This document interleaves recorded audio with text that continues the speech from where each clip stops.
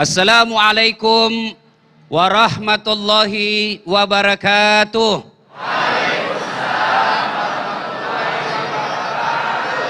Alhamdulillah, alhamdulillahi rabbil alamin, wabihi nasta'inu ala umurid dunya waddin. Ashhadu an la ilaha illallah wa ashhadu anna muhammadan abduhu wa rasuluh. Allahumma salli ala sayyidina Muhammad wa ala alihi wa sahbihi ajma'in, amma ba'd. Faqad qala Allah subhanahu wa ta'ala fi kitabil karim wa huwa asdaqul qailin. A'udzu billahi minasyaitonir rajim. Bismillahirrahmanirrahim. Ya ayyuhalladzina amanu taqullaha haqqa tuqatih wa la tamutunna illa wa antum muslimun. Wahai orang-orang yang beriman, bertakwalah kalian kepada Allah dengan sebenar-benarnya takwa, dan janganlah kalian mati kecuali dalam keadaan beragama Islam. Ayat ini tiap Jumat dibacakan khatib. Tidak sah khutbah Jumat apabila khatib tidak membaca ayat ini. Jangan kamu mati. Rasa-rasanya ayat ini tidak masuk akal. Iya kan? Jangan kamu mati. Berarti mati kita yang ngatur. Jangan kau mati ya. Berarti mati kita yang ngatur. Padahal mati itu bukan kita yang ngatur. Orang kaya, orang miskin, raja-raja, rakyat biasa, duda, jangan ini. Semua mati. Berarti yang jadi masalah bukan mati. Yang jadi masalah ayat berikutnya, illa wa antum muslimun, kecuali dalam keadaan beragama Islam. Berarti ayat ini menginformasikan kita, banyak diantara kita agamanya Islam, tapi bisa jadi matinya kafir. Nauzubillah min zalik. Wa qala idzan, Allah kemudian berfirman, Bismillahirrahmanirrahim. Innallaha wa malaikatahu yusalluna ala nabi. Ya ayyuhalladzina amanu sallu alaihi wa sallimu taslima.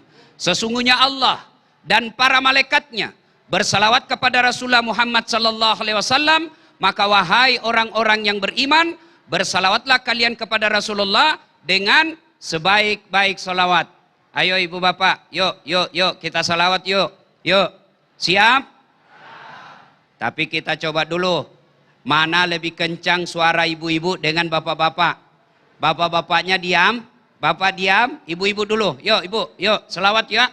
Salatullah mullah ala toha salatullah kalam ala yasin habibillah. Alhamdulillah, diam. Ini tadi bukan keras. Ini namanya syahdu. Suara begini yang kasih nafsu laki-laki. Makanya cewek, kalau kau ditelepon cowok, jangan kasih syahdu suaramu. Assalamualaikum. Waalaikumsalam. Lagi di mana dek? Di rumah aja kak. Bagaimana cowokmu tidak nafsu? Coba yang tegas. Assalamualaikum. Waalaikumsalam. Di rumah. Ngapain? Bikin apa kak? 2 hari ditelepon lagi. Waalaikumsalam. Ibu diam. Kita dengar ini laki-laki. Yuk, jangan mau kalah. Yuk, jangan mempermalukan jenis kelamin. Ayo. Salatullah ala toha rasulillah. Salatullah salamullah ala yasin habibillah. Alhamdulillahi rabbil alamin. Ibu bapak, saudara-saudara sekalian, teristimewa pemirsa TV One dimanapun anda berada, yang insya Allah dimuliakan dan dirahmati oleh Allah subhanahu wa ta'ala. Alhamdulillah, hari ini kita ketemu. Kita akan berbicara sebuah tema yang sangat menarik, yaitu proyek dalam membangun dan membina rumah tangga. Ibu bapak, saudara-saudara sekalian yang saya hormati. Nih ibu-ibu, saya mau tanya, saya mau beri informasi. Bu, dalam Al-Quran itu ada 4 jenis rumah tangga yang dicontohkan Allah. 1, suaminya beriman, istrinya kafir. Siapa? Lut alaihi salam. Yang kedua, istrinya beriman, suaminya kafir. Siapa? Fir'aun laknatullah alaih. Yang ketiga, suaminya kafir, istrinya kafir. Siapa? Abu Lahab laknatullah alaih. Keempat, istrinya beriman, suaminya beriman. Siapa dia? Ibrahim alaihi salam. Ibu-ibu kira-kira pilih mana ibu? Ibrahim. Tapi ibu harus tahu, Ibrahim itu dua istrinya. Langsung ibu-ibu di Makassar bilang, "Nggak usah Ustaz, lebih baik Firaun." Masya Allah. Ibrahim alaihissalam, istrinya beriman, suaminya beriman. Inilah proyek rumah tangga yang sangat luar biasa. Ibrahim alaihissalam kemudian kita kenal dengan melahirkan para nabi, melahirkan anak-anak beliau jadi nabi, cucu-cucu beliau menjadi nabi. Bagaimana Ibrahim alaihissalam dalam membentuk dan membina rumah tangganya? Inilah yang kita akan bahas pada taklim kita kali ini. Yang pertama yang harus kita tahu, untuk membina rumah tangga, itu yang pertama harus diluruskan, niatkan lurusmu. Adik-adik, siapa yang belum menikah? Angkat tangan. Siapa yang belum menikah? Oh, lebih banyak yang belum menikah rupanya. Nah, kata Nabi, nikahilah seorang perempuan. Atau kalau dia lelaki, nikahilah seorang lelaki. Nah, nikahilah seorang perempuan karena 4 hal. Yang pertama kata Nabi, karena kecantikannya. Ternyata cantik penting. Kenapa? Karena istri kita hampir 24 jam di depan kita. Kita baru bangun, ada lagi di depannya. Dia lagi.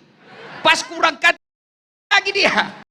Maka lagi di depan kita. Jadi kalau jelek mukanya, cepat bosan, ganti casing. Pemirsa yang dirahmati Allah, begitulah ketika para utusan Allah di muka bumi ini mencontohkan apa yang harus dilakukan kepada umat-umatnya. Salah satunya adalah hidup berumah tangga. Alhamdulillah, tadi telah mendapatkan paparan yang sangat luar biasa sekali bagaimanakah Nabi Ibrahim hidup bersama orang-orang yang dicintainya. Dan tentu saja, satu hal yang sangat penting sekali adalah masalah kriteria dalam memilih pasangan dalam kehidupan kita. Karena yang jelas, pasangan kita adalah orang yang akan selalu bersama kita hingga kematian kita. Bagaimanakah memilih pasangan dalam kehidupan? Itulah yang akan kita bahas dalam segmentasi selanjutnya. Tetaplah bersama kami Damai Indonesiaku yang dipersembahkan oleh Sarung Wadimor, tentu sarung kita. Oh, ternyata cantik penting tapi tidak boleh menjadi prioritas. Kenapa? Ternyata cantik ada batasnya. 17 tahun sweet 17, semua cowok kalau dia tergoda, Masya Allah. Kalau senyum, semua cowok tergoda melihatnya. 17 tahun. Tapi balik itu 17. Balik itu angka 17. 21 tahun. Senyum, lari cucunya, dikira mau digigit. Ayo, apalagi zaman sekarang, jangan percaya cantik. Kenapa? Banyak imitasi. Pakai kamera 360. Oh, cantik betul mukanya. Begitu kita ketemu, hancur. Maka cantik penting tapi tidak boleh jadi prioritas. Yang kedua kata Nabi, nikahilah dia karena keturunannya. Perlu kita tahu siapa bapaknya, siapa kakeknya. Tapi ternyata keturunan tidak boleh menjadi prioritas. Kenapa?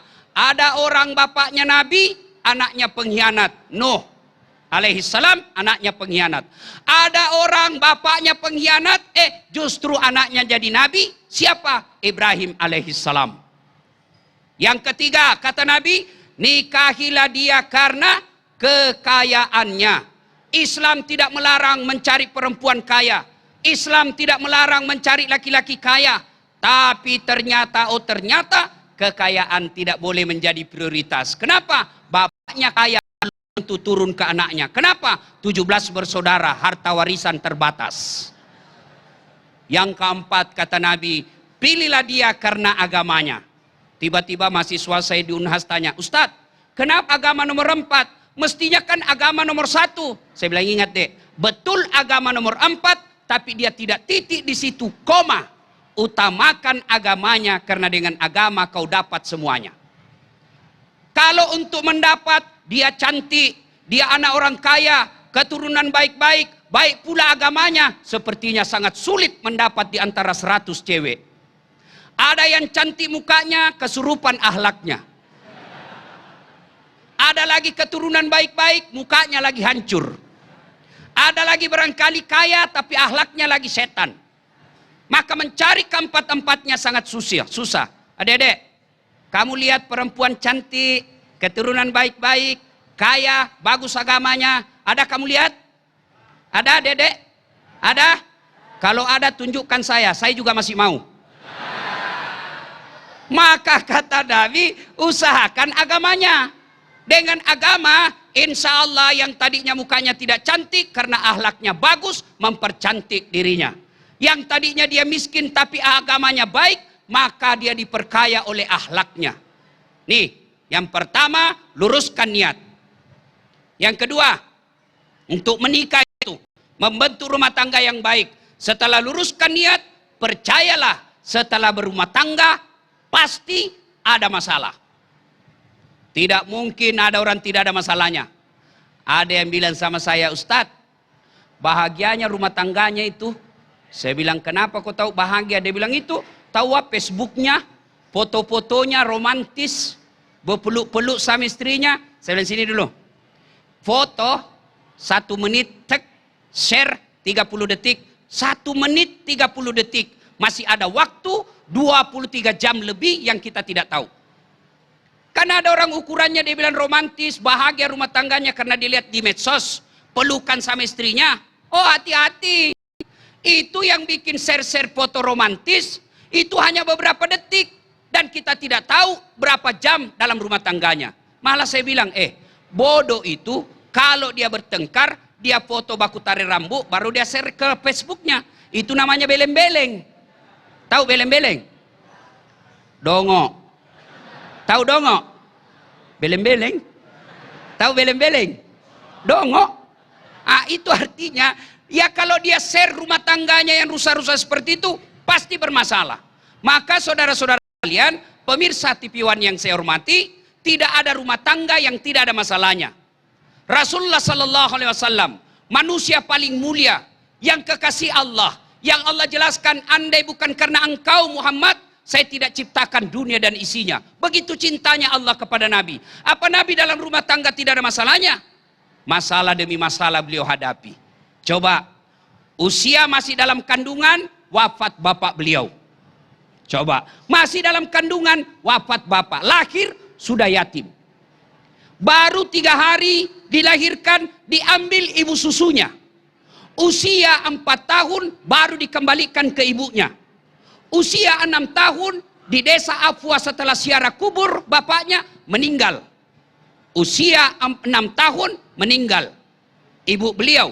Berarti cuman 2 tahun bersama ibunya. Diambil oleh kakeknya Abdul Muttalib. Usia 8 tahun meninggal lagi kakek beliau, diambil oleh pamannya. Usia 12 tahun beliau sudah mulai berdagang. Usia 16 tahun mulai berdagang. Dagangannya bukan antar kota, tapi dagangnya antar negara. Jangan bayangkan naik pesawat, jalan kaki, kadang pakai onta. Nabi, setelah diangkat menjadi rasul, apakah selesai dalam hidupnya? Masalah demi masalah, diusir dari kampung beliau. Yang kita peringati dengan tahun baru Hijriah. Siapa yang mengusir beliau? Bukan orang lain. Siapa yang mengusir beliau? Pamannya sendiri, Abu Lahab. Diusir dari Mekah. Pergi ke Taif. Dengan harapan di Taif dibantu. Apa Nabi mendapat pertolongan? Justru di Taif Nabi dilempari, dimaki. Lalu Nabi pindah ke Madinah. Sampai di Madinah, apa Nabi tidak ada masalah? Masalah demi masalah pun beliau lalui. Dengan apa? Peperangan, peperangan, dan peperangan. Nabi saja ada masalahnya, apalagi kita. Berarti yang jadi masalah bukan masalah. Yang jadi masalah kita, bagaimana cara mengatasi masalah. Rasulullah Sallallahu Alaihi Wasallam, beliau ketika ada masalahnya, beliau beliau memakai 2 rumus yang diajarkan dalam Al-Quran. Begitu ada masalahmu, ista'inu bis sabri was salah. Sabar, perbaiki solatmu, saya yang selesaikan masalahmu. Ibu-ibu, halo ibu, bu, ada ndak di sini ndak ada masalahnya? Ada? Ini malah saya lihat muka-muka penuh masalah semua ini. Ayo. Masalah kita bukan masalah itu. Masalah kita adalah bagaimana cara mengatasi masalah. Ada yang katanya sama saya, Ustadz, istriku tidak nurut sama saya. Ada lagi yang berkata, Ustadz, suami saya selingkuh. Ada lagi yang berkata, Ustadz, anak saya tidak mau mendengar. Ada lagi yang berkata, Ustadz, suami saya kasar. Masalah demi masalah. Nah, saya tanya, Ibu, sholat enggak? Nah, itu dia masalahnya, Ustadz. Ah, itu rumusnya. Kalau kau tidak sholat, pasti penuh masalah hidupmu. Adik-adik sekalian, ada penuh masalah di sini? Ada yang disenang tapi dia tidak senang kita? Ustadz, ada perempuan kusuka betul, mau betul sama saya. Dia pun juga mau, tapi mau muntah. Iya kan? Nah, itu kan pasti masalah. Begitu ada masalahmu, kau datang kepada Allah, berdoa kepada Allah, selesai sholat. Cuma anak-anak sekarang generasi milenial, oh ada masalahnya, rajin betul dia berdoa. Di mana dia berdoa? Coba lihat anak-anak kita sekarang. Mau pergi sekolah, ya Allah, mudahkan perjalananku. Sampai di sekolah update status lagi. Ya Allah, mudah-mudahan guruku tidak datang. Update status lagi, datang gurunya. Ya Allah, mudah-mudahan guruku cepat keluar. Rajin betul berdoa. Tapi di mana dia berdoa? Di status. Sibuknya itu Tuhan mau baca statusmu. Maka berdoa itu dalam sholat. Begitu ada masalah, yuk mengadu kepada Allah. Mengadu kepada Allah dalam sholat kita.